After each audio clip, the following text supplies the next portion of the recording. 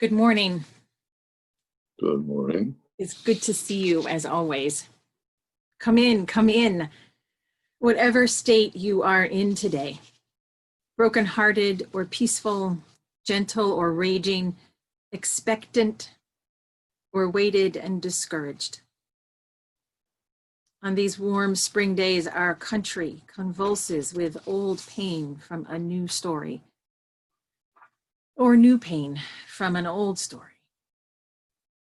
Either way, it is happening in the midst of the truth of pea plants and lilacs and red-tailed hawks and harbor seals.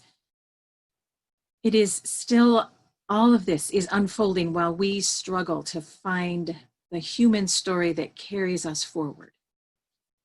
Well, even happy, fed and loved. How would that story be told? Is it ancient, chiseled in a rock and left for lost in the desert? Is it a story slowly unfolding in the new words of a child raised in a bilingual household who knows and names everything more than once? Oh, story that we are searching for, the resilient human story. We seek you these troubled days, in our troubled hearts. We seek the story of life that will carry us forward, everyone loved. Let us worship and seek together. I invite you to light your chalice, build your cairn, whatever it is that centers you and helps carry that still forming story forward together. And I invite you to speak the covenant of this community that keeps us coming back to telling and retelling a story. Love is the doctrine of this church. The quest for truth is its sacrament, and service is its prayer. To dwell together in peace.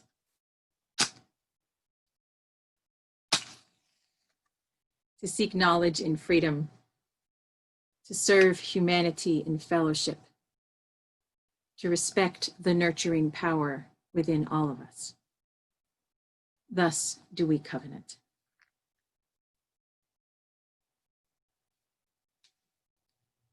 And I invite you to join in singing our opening hymn, Come and Sing a Song with Me.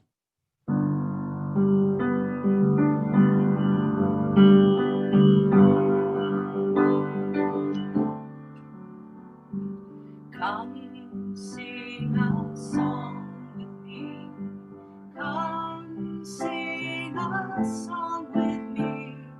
Come sing a song with me, that I might know your mind.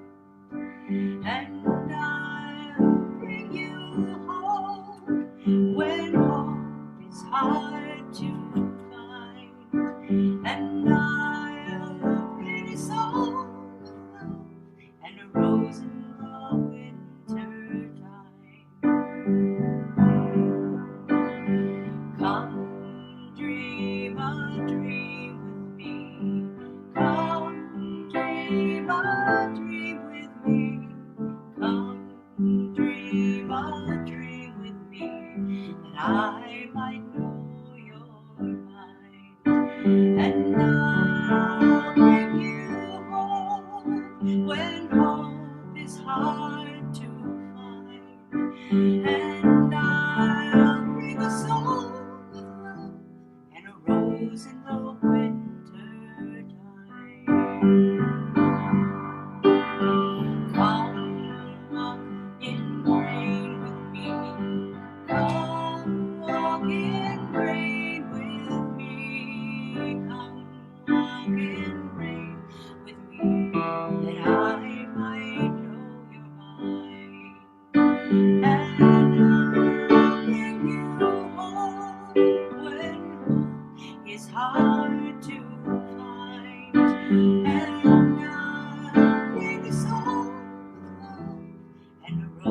rose in the winter time.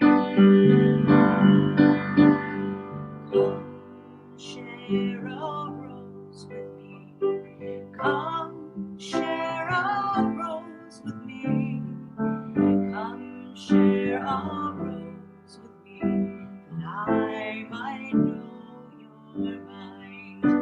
And I will bring you home when hope is hard to find. And I'll bring a song of love and a rose in the winter time. Yes, a rose in the winter time.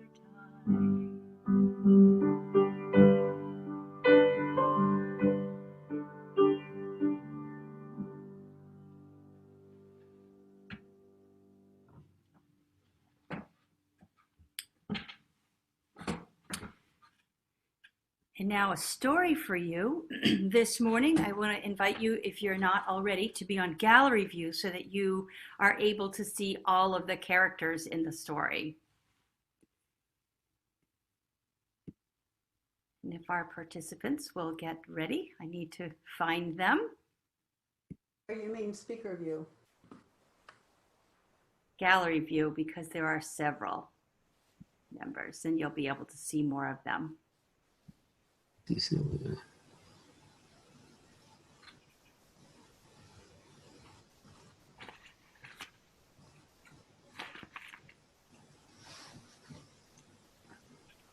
Sue will get us started.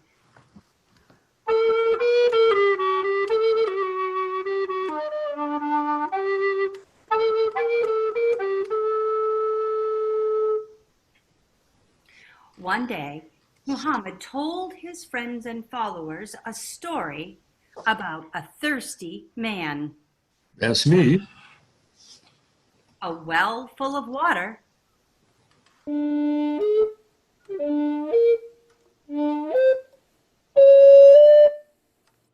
and a lamb. That's me.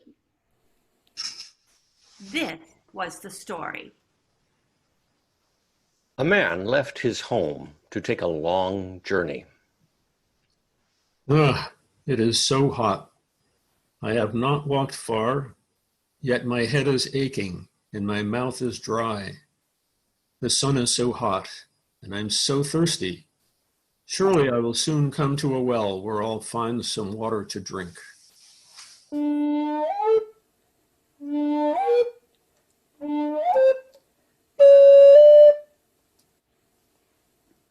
It was not long before the man saw a well by the side of the road. In gratitude and relief, he hurried to it, almost tasting the sweetness of the cool water that lay in its depths. But when he peered into the well, he saw no water.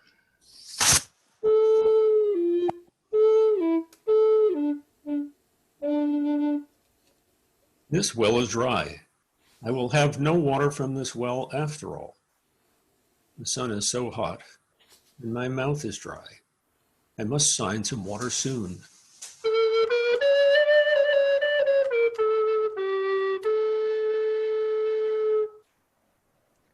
Disheartened and even more thirsty now, he continued along the scorching road, hoping to find another well. Sure enough, before long he saw one.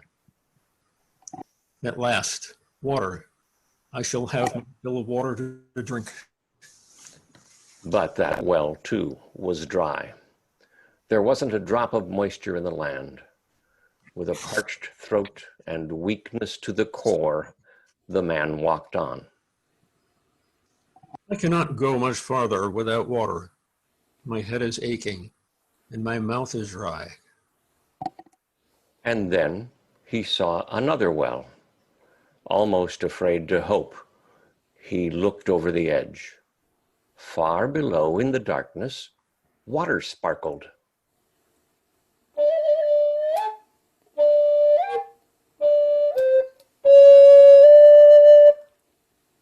Allah be praised. Water, blessing of life.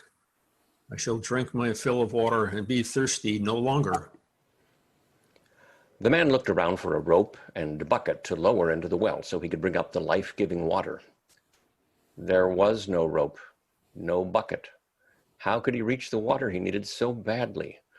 Only one way remained. If the water would not come up to him, he would have to go down to it. He scrambled over the top and, carefully bracing himself against the sides with his arms and feet, descended into the well. Deeper and deeper he went until at last he touched the cool wetness of the water. Cupping his hands, he scooped the water and drank and drank.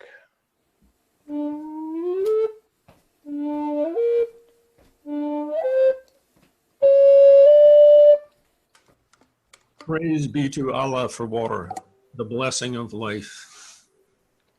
Feeling much better, the man began the long, difficult climb up out of the well. At last he reached the top and stood again on the road under the hot sun. He was starting to walk away when he heard a sound, a soft, sad sound. I'm so thirsty.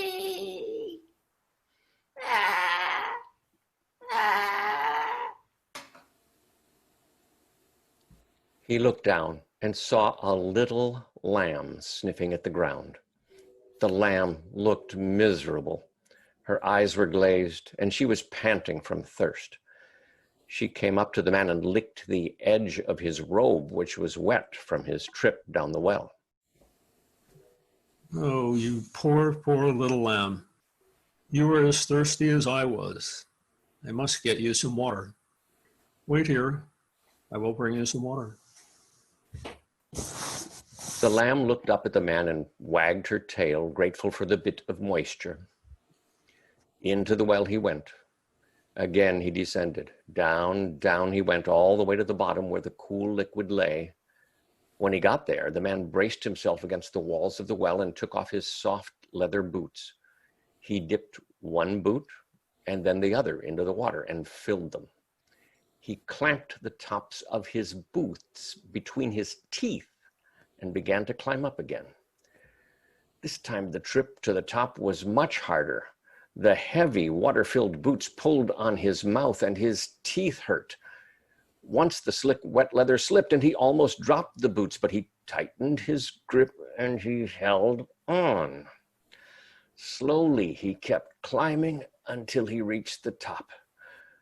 When he was on the ground again, he knelt and opened the boots so the little lamb could drink. The lamb drank all the water in both boots, her tail wagging happily.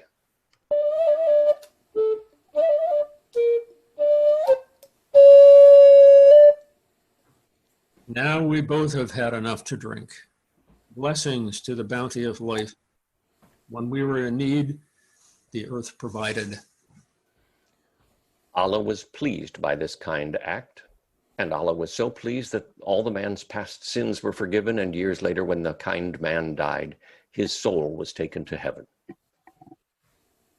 The Blessed Prophet Muhammad concluded his story by saying, "You too will be rewarded for being kind to all of the living creatures."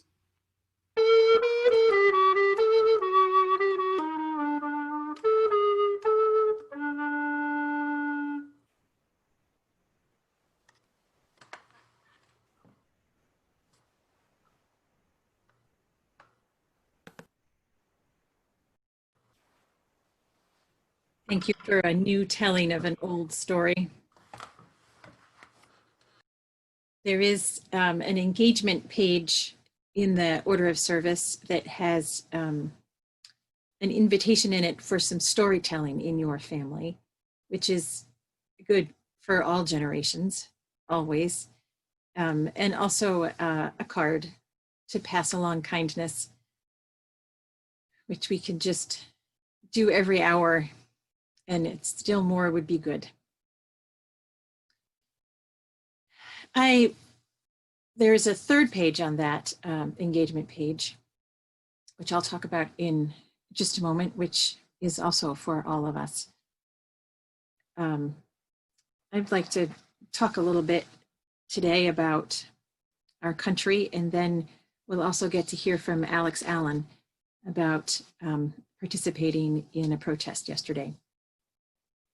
But I'd like to start with a poem by Langston Hughes entitled Harlem, which you probably know best for the first line of the poem.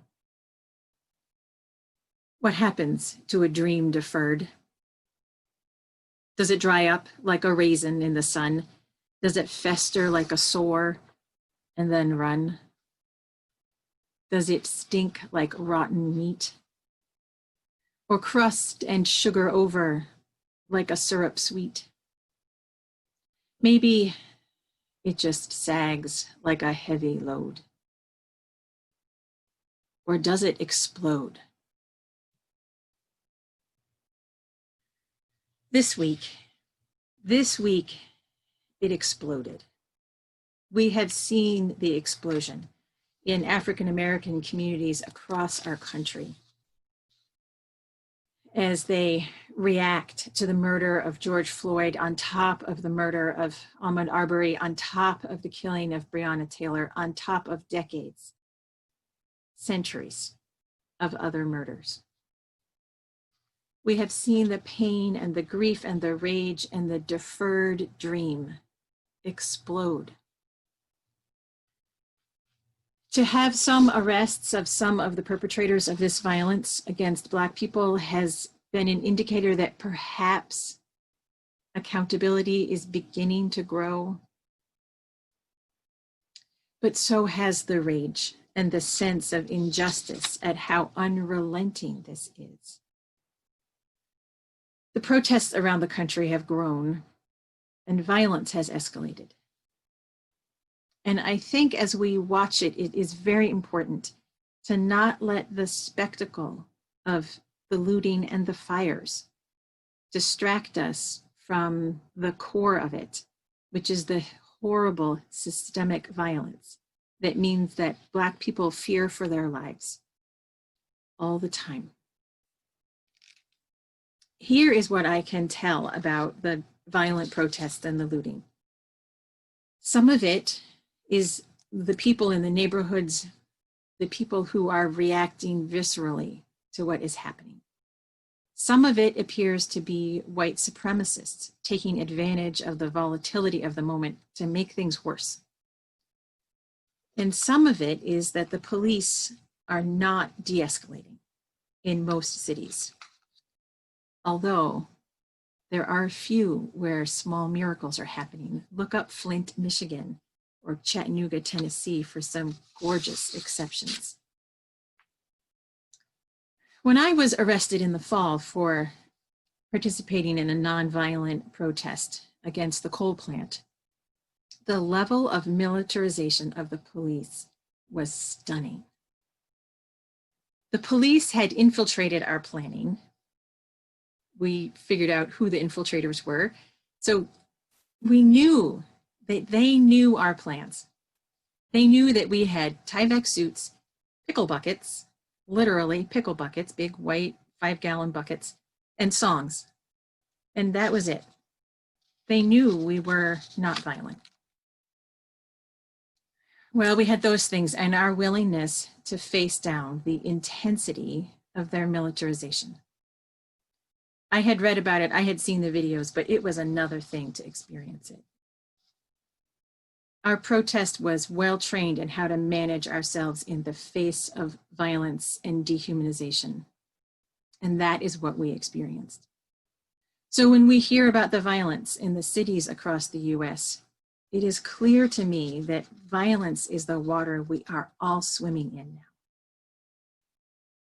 And so I think it's better for us not to expend our energy on telling folks in those cities how they ought to be protesting and keep our eye on the reality that a white power structure in this country is killing Black people.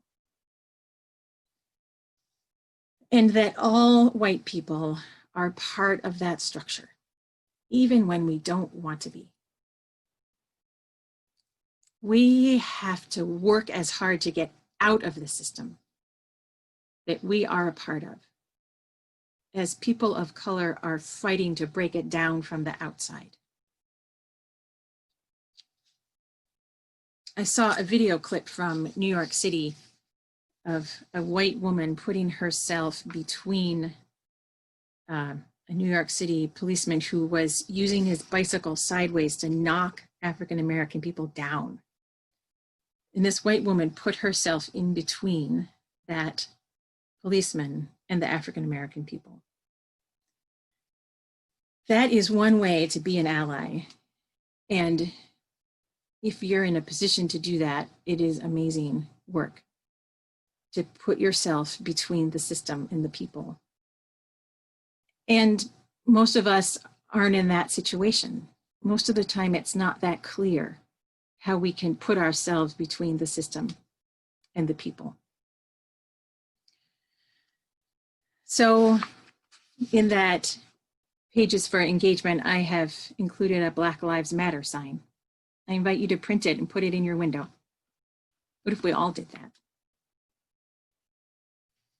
Support one of the African-American grassroots organizations that is working to support folks and to transform communities. The work that's happening in Minneapolis right now is amazing. And listen. Just listen.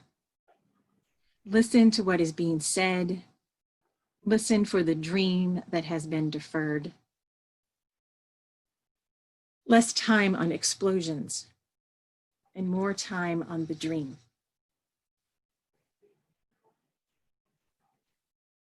Alex Allen was in Manchester yesterday and wants to share a little bit about what she saw and experienced.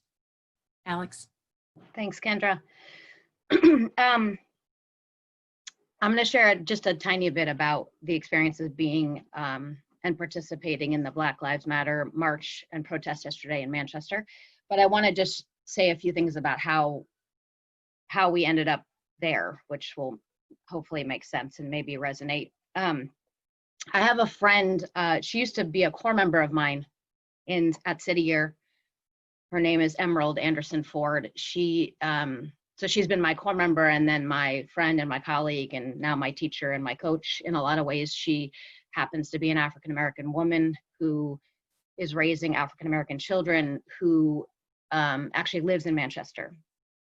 And she has always, in a very loving but very clear way, challenged me on being a white woman, in particular on being a white parent raising white kids. And she has often said to me, I'm going to do my part. I'll do my part. I will always do my part. But in order for my kids to have a better future, you have to do your part too, right? You have to figure out what it means to raise white kids in this society, understanding racism and the role that they play. And so I struggled for a while to understand what could I really do. And so how it started was to really do the work myself, which I think a lot of us are doing, right? A lot of this, if we're going to take action, it requires us doing work ourselves first. Doing your own reflection, understanding the history of racism in this country to really understand what's underneath what we're seeing. And our society, our media, and ourselves often confuse and really make things individualized and personal when it really is systemic. And so understanding, especially as white people, the history and the part we play, as Kendra mentioned, is the step one, understanding our privilege. Then we started financially supporting organizations, many that Kendra mentioned, taking the money that I receive as a white person that I probably don't deserve, and actually investing it. But I kept thinking about, the question that Emerald kept asking me about what am I doing as a parent. And I think, the biggest step for me and our family was to go beyond the things that we had already done. And it seemed like it was time to do something different and to start to put our bodies and our safety a little bit on the line. And so when the opportunity came to show up yesterday in Manchester, it was, I just was like, we have to go. So Jimmy, myself, and Delaney went, and you all know Delaney's 16. And it was relatively low risk, right? Like it was 10 a.m. in Manchester, New Hampshire. It wasn't 9 p.m. in New York City. But it was the next step. And we decided we would give Delaney the opportunity to go and participate, to expand her own perspective, to learn, and to make meaning of it for herself. And so I think, although we were risking our own safety, that is sort of what Black people in this country do every day when they leave their houses, and what they feel they will face. And so we thought, okay, we just need to do it. So we showed up. We were there with, there's a picture in the order of service of myself and Jimmy and some of the people we were there with.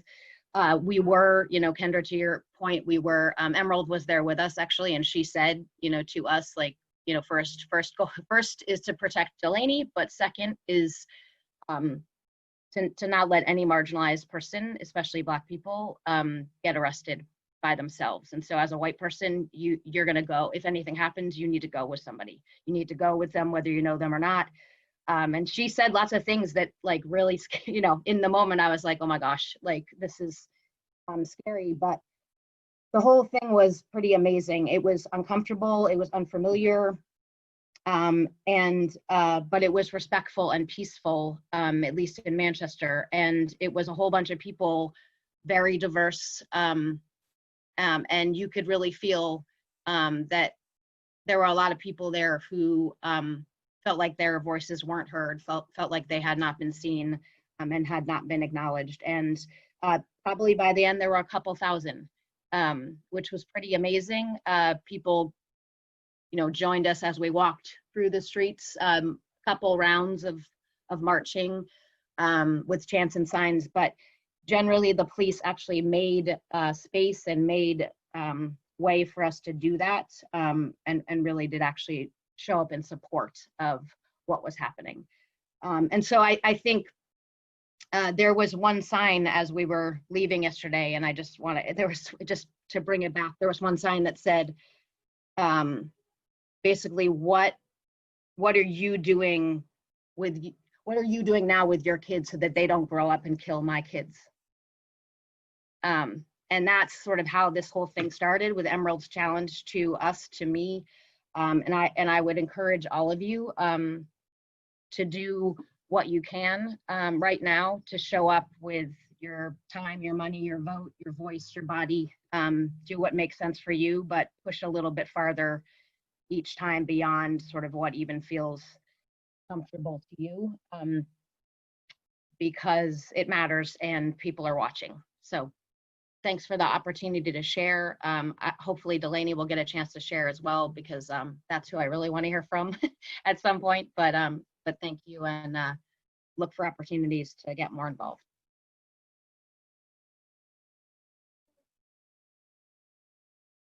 Thank you, Alex. This is a time of such turmoil and such difficulty in our country. There's just layers, and it feels unrelenting. It's hard to know how to engage when we're also staying separate to keep each other safe. So this is a time to really notice how our own hearts and souls are responding to what's happening, and to make sure that we keep making contact with each other so that we don't get lost in our own struggle with how hard it is right now. So we make this time now for joys and sorrows, to hold all of the joy and all of the sorrow together, to make this container and this moment, to honor the grief and the rage in response to what's happening in the world, and to honor our own most inner responses, way our own hearts are beating, the stories that are happening to us. So we'll take this time, write whatever you need to in the chat for joys and sorrows and transformations and dreams. And Mary will hold us in music while we honor this story of life reaching for resilience.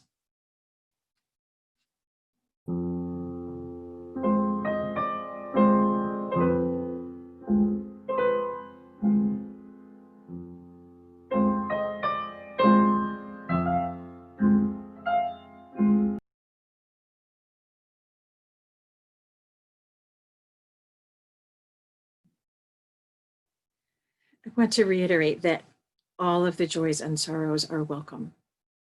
Your life and the large story that are unfolding at the same time are all valuable, and we want to honor all of it.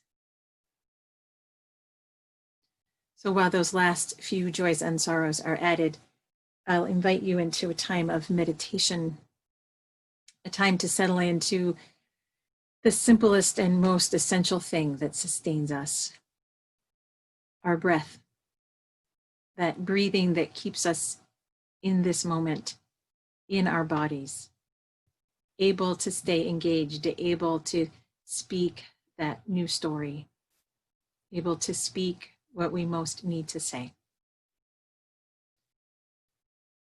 So get yourself settled and still, as comfortable as you can.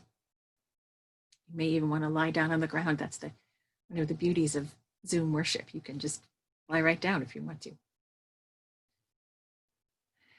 And put your hands on your belly so that you can notice your breathing in a slightly different way. And just breathe and be present for this time of quiet together. Breathe and be life.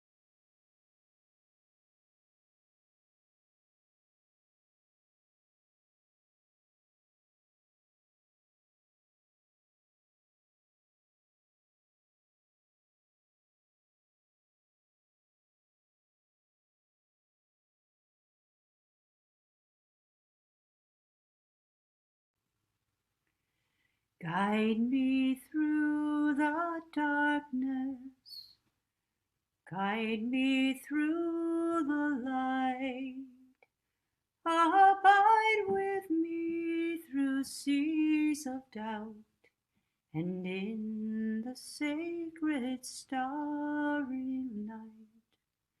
Guide me through the darkness, guide me through the light, abide with me through seas of doubt, and in the sacred starry night.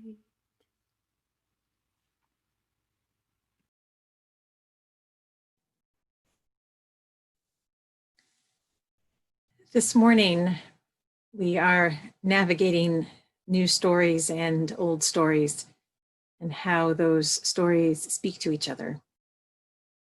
And we have the great pleasure of getting to hear our Minister Emeritus, Neal Ferris, talk a little bit about an old story in this moment.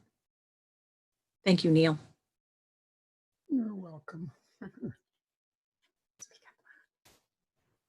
Good morning. I'm very happy to be with you today to talk about the oldest and I think the best human story. He who saw the deep would become wise. He saw what was secret.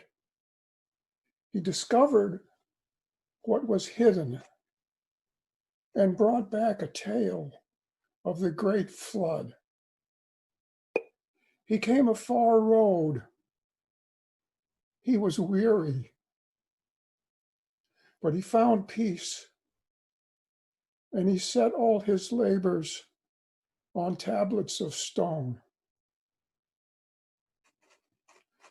Pick them up and read of the travails of Gilgamesh,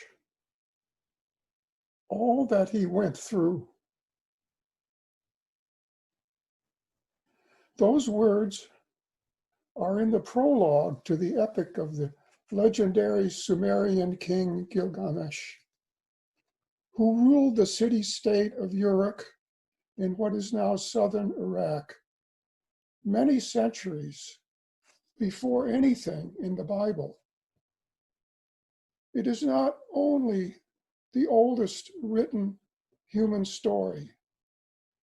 I will make the case for its being the best. I will do this by pointing out something in it that has been generally overlooked, something I think is essential for some of the highlights of that wonderful story, so that I can focus on the best part. The young king Gilgamesh was big and strong, but he was very self-centered. He was an obnoxious bully who enjoyed putting people down by wrestling men to the ground and even putting young women down on their wedding nights. The people were disgusted by his behavior, and they prayed for relief. The gods answered the people by creating Enkidu, the wild man, the hairy man, who grazed with the gazelles and joined the beasts at the water holes and freed them from the hunter's snares.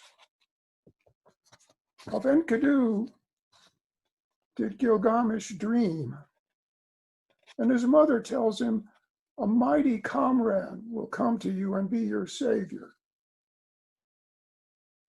We'll skip the part where Enkidu is civilized and enters the city and challenges Gilgamesh to a wrestling match.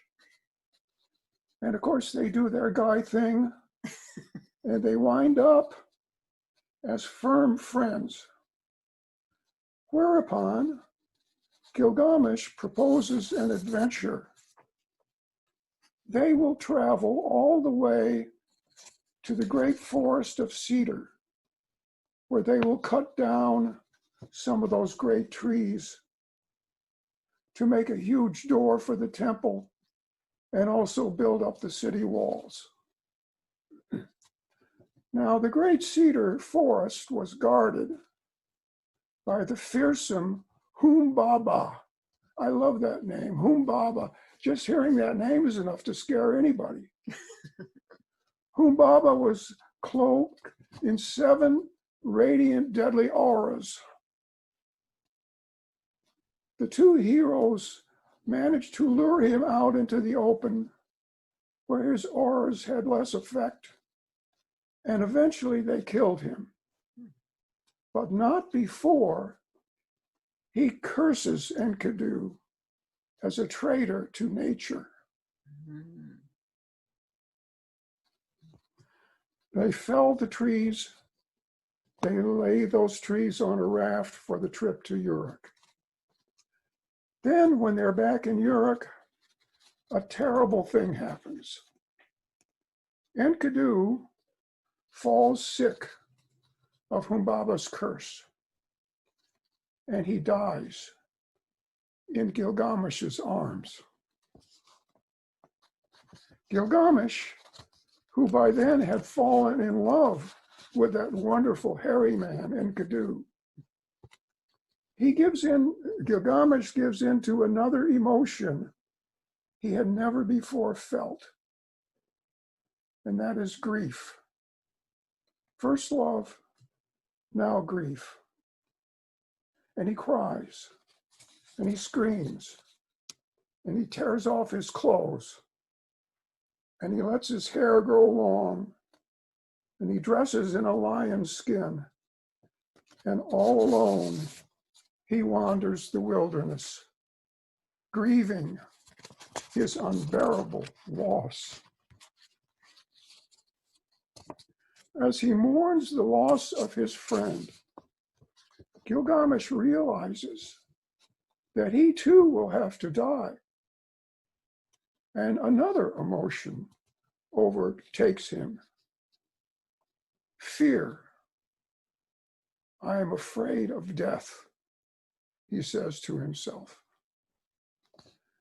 So then, having heard of the ancient man, Utnapishti, whose longevity he wants, Gilgamesh finds a ferryman who helps him over the great ocean that surrounds the earth to land on a remote island where he finds Utnapishti, who bores him with an endless tale of the great flood and his building of an ark into which he puts pairs of animals and so forth.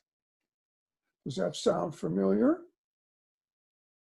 Jewish and Christian scholars were astounded when they learned of the ancient origin of the Noah story. Well, finally, Utnapishti's wife prevailed upon him to tell Gilgamesh of his long life secret. Deep under the sea lives a plant, the plant of heartbeat, the plant that gives long life. So Gilgamesh ties heavy stones to his feet, and he sinks all the way down in order to grab the plant. He brings it up and lays it on the ground while he cleans up and dresses for his journey home. As he does this, he again feels something he has never before felt. He feels sympathy for the elders back in Uruk. This feeling and the decision he makes because of it is simply reported in the various versions of the story available to us. But the storytellers do not seem to realize its tremendous significance. This despite the fact that the Andrew George translation, on which I mostly rely, has Gilgamesh saying these words: "This plant, with it, a man can regain his vigor. To Uruk I will take it, to the elders. I will feed them. Then I will eat it myself and be again as I was in my youth." Well, you know the story. As Gilgamesh bathes in the cool water, of the plant's fragrance, a snake catches the scent and comes up and carries it off, shedding its skin as snakes do, seeming to live forever. Then Gilgamesh sat down and wept. Down his cheeks, the tears were coursing. And he says, not for myself, did I find that treasure.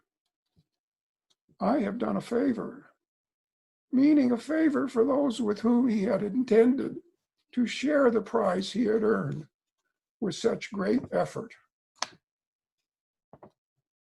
It has been said that humanity is gained by failure as well as by success. His failure was in losing the plant, but his very great success was in his feeling sympathy. Sympathy is the feeling for others. And I think even empathy, feeling what others feel. And so delaying his personal gratification in order to share the treasure, the result of all his effort to share it with others. And so we have learned of a wonderful human achievement whereby an obnoxious, self-centered bully changed.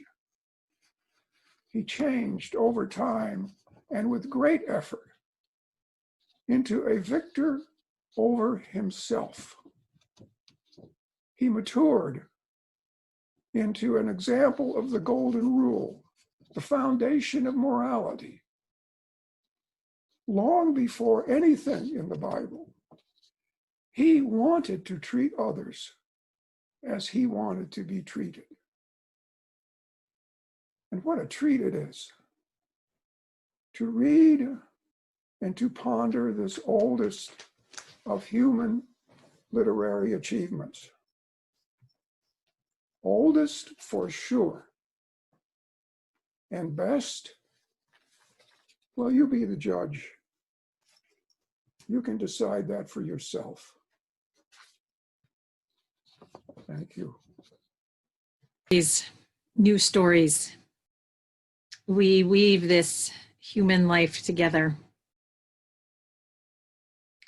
This is a time when we enact our ritual of taking up an offering, even as we are in the midst of this new story, living so separately. And yet this ritual of taking up an offering pulls us back together and is a way, in fact, for us to keep reminding ourselves of that learning to feel what others feel, learning to live in our empathy. So I invite you to put something in your offering bowl, knowing that we will find a way to pool our resources to have that abundance together before long.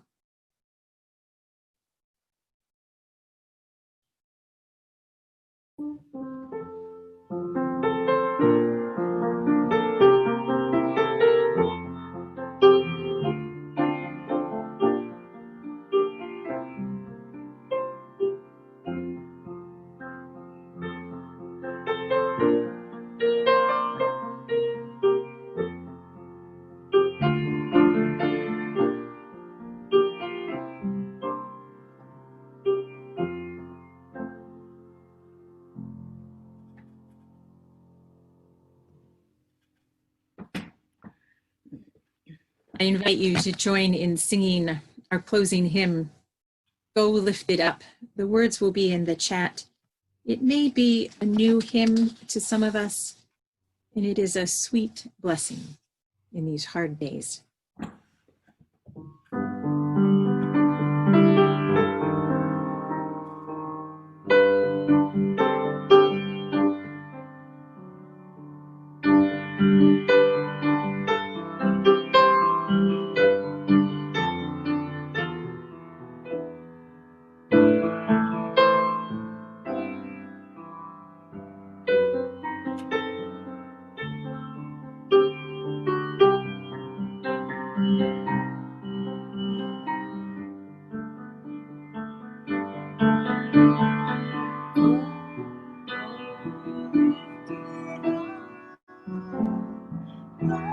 Bless your way.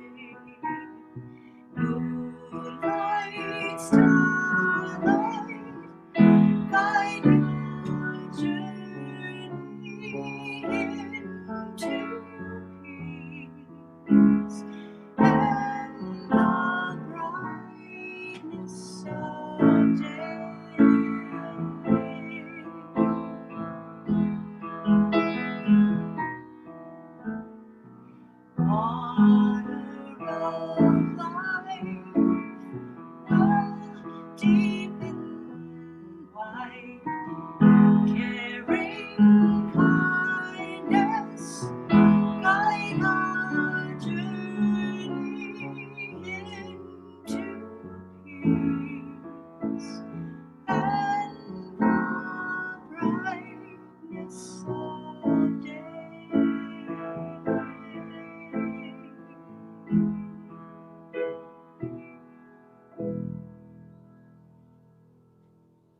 I invite you to join in our unison benediction and then stay for some conversation. There is so much to stay connected about. I hope you'll stay for some conversation. And if you can't stay, let us bless each other with this benediction and send each other out into this day. Go in peace. Go in peace. Speak truth. Give thanks each day. Respect the earth and all creatures, for they are alive like you. Care for your body. It is a wondrous gift. Be gentle with yourself. Live simply. Be of service. Be guided by your faith and not your fear. Go lightly on your way. Walk in a sacred manner.